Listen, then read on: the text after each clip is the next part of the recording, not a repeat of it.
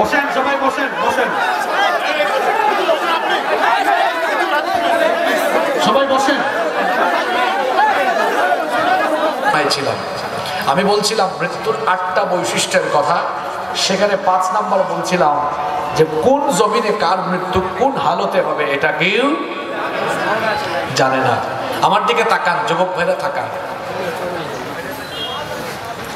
আজকে ফজরের নামাজ, জোহরের নামাজ কাজা হয়েছে, এরকম বহু মানুষ এখানে আছে না নাই? ও নামাজ পড়ে নাই কেন জানেন? আমার দিকে তাকান। ও নামাজ পড়ে নাই কেন জানেন? ও জানেও না যে মৃত্যুর পরেই আল্লাহর সামনে তাকে জবাবদিহি করতে হবে। এটা জানে, হয়তো উপলব্ধি করতে পারে।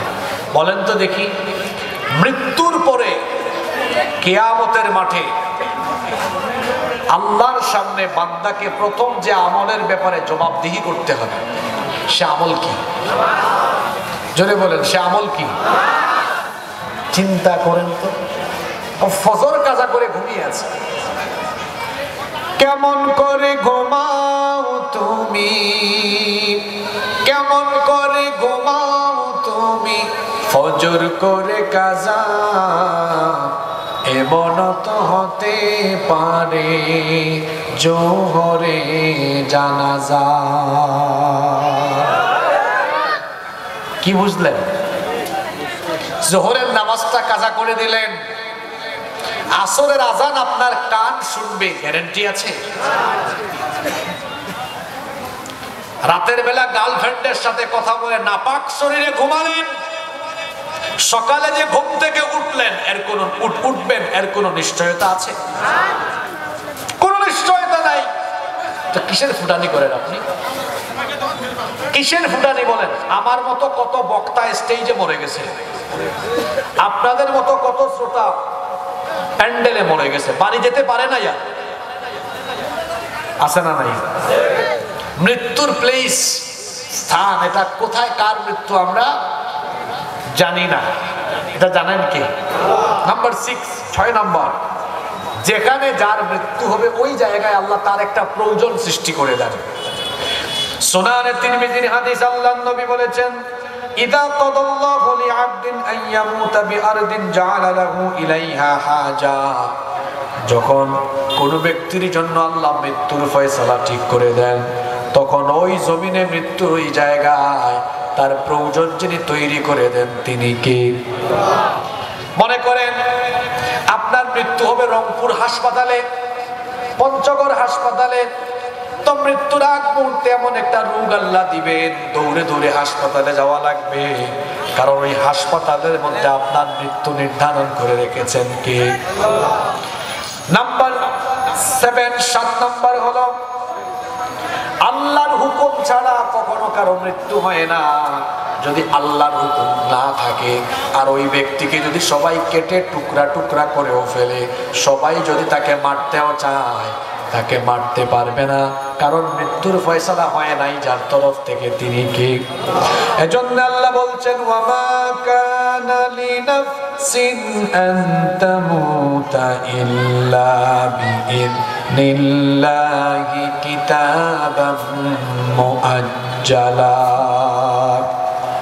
আল্লাহ তাআলা বলছেন, আল্লাহর অনুমতি ছাড়া কোন প্রাণীর মৃত্যু হয় না।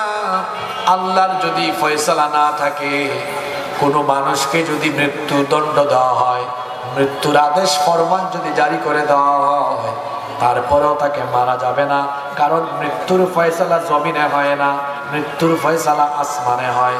মৃত্যুর ফয়সালা যিনি করেন তিনি কে? এটাও একটা পাওয়ারফুল আয়াত। কিরকম? কেউ আমাকে বললো, আপনি সত্য কথা বললে আপনাকে মেরে ফেলবে, এইটা করবে ওইটা করবে। আরে আমার যদি মৃত্যুর ফয়সালাই না থাকে, কোন বাপের বেটা আছে আমাকে মেরে ফেলবে? এই যে গত 2 দিন আগে আমার অ্যাক্সিডেন্ট হলো, আমি মরি নাই, কারণ আমার মৃত্যুর ফয়সালা হয় নাই। এর আগে 4 বছর আগে আমি আরেকবার সাগরে স্পিডবোটে ভয়াবহ অ্যাক্সিডেন্টের সম্মুখীন হয়েছিলাম। ট্রলার এসে আমাদেরকে উদ্ধার করেছে। মৃত্যুর ফয়সালা ছিল না, মারা যায় নাই। এই বিশ্বাস যার অন্তরে থাকে এই মুমিন কোনোদিন মুনাফিক হবে না।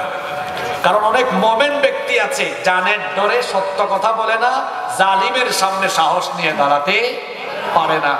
যেই ব্যক্তি জানে আল্লাহর হুকুম ছাড়া আমার মৃত্যু হবে না, পৃথিবীতে যত বড় জালিম যে হোক না কেন তার সামনে কখনো সে মাথা নত করবে না। এটা মানুষের ঈমান বাড়ায়। এই কথা মানুষের কি বাড়ায়?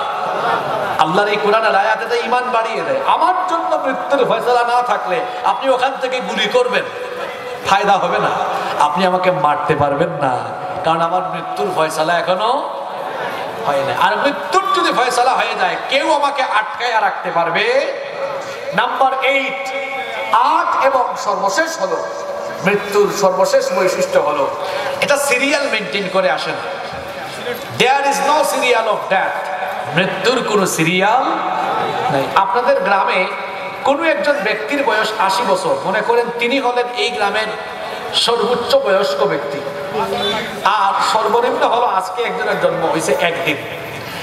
এখন আপনি যদি বলেন যে সিরিয়াল অনুযায়ী এই গ্রামের সবার মৌত ঘটবে, ওই ব্যক্তির বয়স সবার থেকে বেশি, উনি আগে মরবেন আর একদিনের বয়সে অনেক পরে মরবে, এরকম সিরিয়াল মেনটেন হবে না। এমনও হতে পারে 80 বছরের লোক মাগরিবের আগে জীবিত থাকবে, একদিনের শিশু কবরে চলে যাবে, বাপ থাকবে ছেলে কবরে যাবে, নানা থাকবে দাদা থাকবে নাতি কবরে যাবে।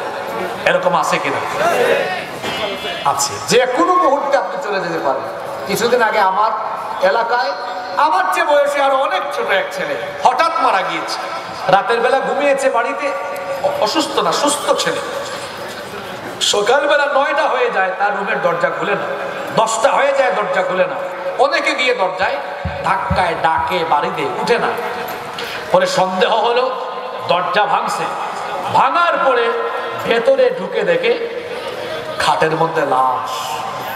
ইন্না লিল্লাহি ওয়া ইন্না ইলাইহি।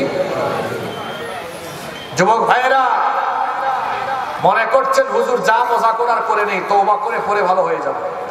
তওবা করার সুযোগ নাও পেতে পারেন। আজকের দিন হতে পারে জীবনের শেষ দিন, আগামীকাল কবরের প্রথম দিন হতে পারে। মানুষ কেন গুনাহ করে? মানুষ কেন পাপ করে? মানুষ কেন হারাম খায়? মানুষ কেন বেনামাজি হয়? নারী কেন বেপরদা হয়? মানুষ কেন মদ্যপ হয়, জুয়াখুর হয়? কেন? সে মৃত্যুকে বেমালুম ভুলে গিয়েছে। সেটা উপলব্ধি করে না যে তার 1 সেকেন্ডের কোনো গ্যারান্টি। তো যার 1 সেকেন্ডের গ্যারান্টি নাই তার তো ফলন হলো কিসে? মৌতের বিষয়টি আল্লাহ গোপন রেখেছেন। মৌতের বিষয়টি আল্লাহ কি রেখেছেন? গোপন রেখেছেন। আচ্ছা, আল্লাহ তাআলা কি চাইলে জানাই দিতে পারতেন না কে কোন দিন মরবে? কথা বলেন আপনারা, কেন জানান নাই? জানান নাই এই কারণে, আপনি জানলে তো দেখা যাইতো আগের দিন পর্যন্ত আকাম কুকাম করতেন, আর মরণের দিন তওবা করে আল্লাহর কাছে মাফ চাইতেন। মৃত্যুর বিষয়টি আল্লাহ এজন্য জানান নাই যাতে মৃত্যুর বিষয়টি মাথায় রেখে আপনি সৎ পথে, ভালো পথে, আল্লাহর পথে চলেন। সুবহানাল্লাহ। মৃত্যু আসবে, এটা আসবে, এটা আসবে, এটা আপনার পিছনে তারা করছে। আপনার কি করে? আপনি আল্লাহর সাথে নাফরমানি করেন। মৃত্যু আপনার পেছনে, কবর আপনার সামনে। জিজ্ঞেস করলাম বাড়ি কোথায়? ওই যে 3 তলা, এটা আমার বাড়ি। এটা আপনার বাড়ি নয়, কবর আপনার আসল বাড়ি, এটা আপনার বাড়ি নয়। আপনি মৃত্যুকে ভুলে গিয়ে 3 তলা 4 তলা বাড়ি করতে গিয়ে অন্যায়